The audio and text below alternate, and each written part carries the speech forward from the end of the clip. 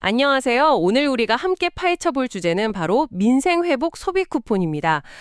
이미 많은 분들이 신청하셨고요. 네, 7월 말 기준으로 보면 지급 대상자의 90%가 신청을 완료했을 만큼 정말 관심이 뜨겁습니다. 오늘은 당신이 보내주신 자료들을 좀 바탕으로 해서요. 이 소비 쿠폰 어떻게 하면 좀 더 알차게 쓸 수 있을까? 혹시 뭐 숨겨진 추가 혜택은 없는지, 그리고 실제 사용 현황은 어떻고 좀 주목할 만한 지점은 뭔지 이런 것들 핵심만 짚어보려고 합니다. 당신의 현명한 소비에 분명 도움이 될 정보 드릴 테니까요. 자, 바로 시작해볼까요? 가장 먼저 이거 혹시 알고 계셨나요? 8월 말까지 소비 쿠폰을 다 쓰면 최대 5만 원을 더 받을 수도 있다는 거예요. 네, 그 신한카드, 현대카드 같은 5대 카드사가 자체 예산으로 무려 25억 원을 들여서 공동 이벤트를 하고 있더라고요. 이게 8월 31일까지 카드사로 받은 소비 쿠폰 있잖아요. 그걸 전액 사용하면 뭐 따로 신청할 필요도 없이 자동으로 응모가 되는 방식입니다. 총 31만 명을 추첨하는데 1등 1만 명에게는 5만 원, 그리고 10만 명에게 1만 원, 또 20만 명에게는 5천 원 상당의 추가 쿠폰을 준다고 하니까 이거는 진짜 챙겨야죠. 네, 맞아요.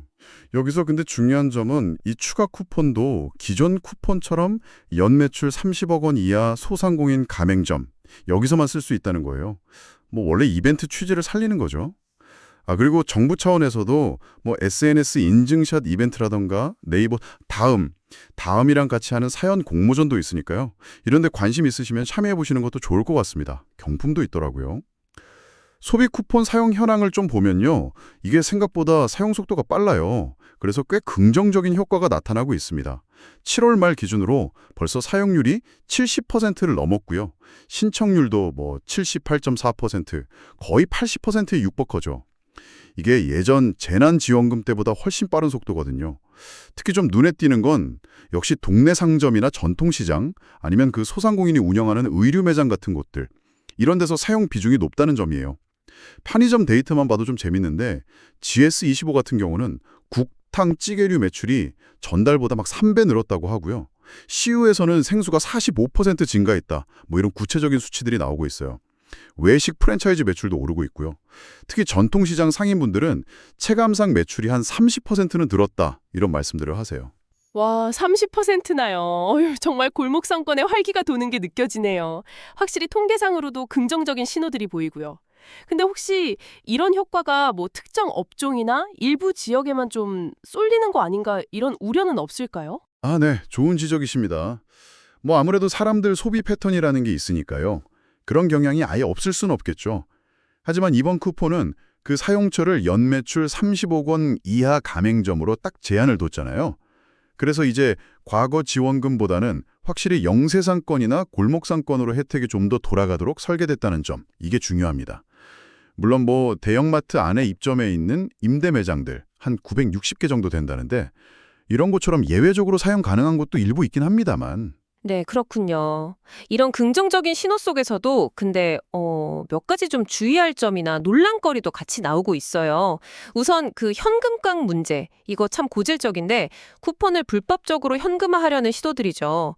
뭐 중고거래 플랫폼에 할인해서 판다고 글을 올리거나 아니면 사용 안 되는 매장에서 다른 가게 단말기 불려서 결제하는 꼼수도 있고요.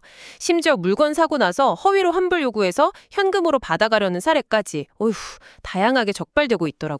맞습니다. 그건 뭐 명백한 불법 행위고요. 그래서 정부랑 경찰청이 11월 30일까지 특별 단속 기간으로 정하고 집중 단속 중입니다. 이거 걸리면 지원금 환수는 당연하고 관련 법에 따라서 처벌까지 받을 수 있으니까요. 절대 시도하시면 안 됩니다. 정말로요. 그리고 선불카드 관련해서도 좀 이슈가 있었죠. 분실하면 재발급이 좀 까다롭다 이런 지적이 있었잖아요. 일부 지역은행에서는 미리 소유자 정보를 등록해놔야만 분실했을 때 도움을 받을 수 있다고 하니까요. 혹시 선불카드 쓰시는 분들은 이거 한번 확인해 보셔야겠어요. 그리고 예전에 일부 지자체에서는 그 소득 수준에 따라서 카드 색깔을 다르게 발급해가지고 이게 인권 침해 아니냐 이런 논란도 있었죠. 네, 그 카드 색상 문제는 당시에 대통령 지적도 있었고 해서 바로 스티커를 붙인다든가 하는 방식으로 시정 조치가 됐었습니다. 뭐랄까, 행정 편의보다는 실제로 사용하는 시민들 입장을 먼저 생각해야 한다는 그런 교훈을 남긴 사례라고 볼 수 있겠죠. 외국인 지급 기준 관련해서는 좀 안타까우면서도 또 한편으론 되게 따뜻한 이야기도 있었어요. 이게 영주권자나 결혼 이민자 같은 일부 외국인만 쿠폰 지급 대상이 되니까요. 충남 홍성에 있는 한 성당 신자분들이 쿠폰을 못 받은 외국인 이웃들을 위해서 자발적으로 성금을 모아서 전달했다는 소식이 있더라고요. 참, 의미 있는 나눔이라는 생각이 듭니다. 네, 오늘 이렇게 민생회복 소비 쿠폰에 대해서 정말 다각도로 한번 살펴봤습니다.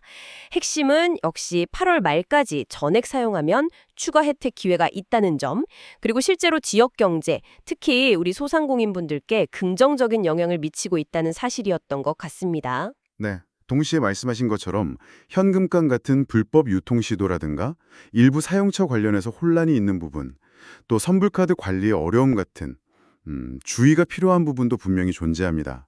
오늘 저희가 짚어드린 이런 정보들이 당신께서 종번 현명하고 슬기롭게 소비하시는데 조금이나마 도움이 되었기를 바랍니다. 마지막으로 이런 질문을 한번 던져보고 싶네요.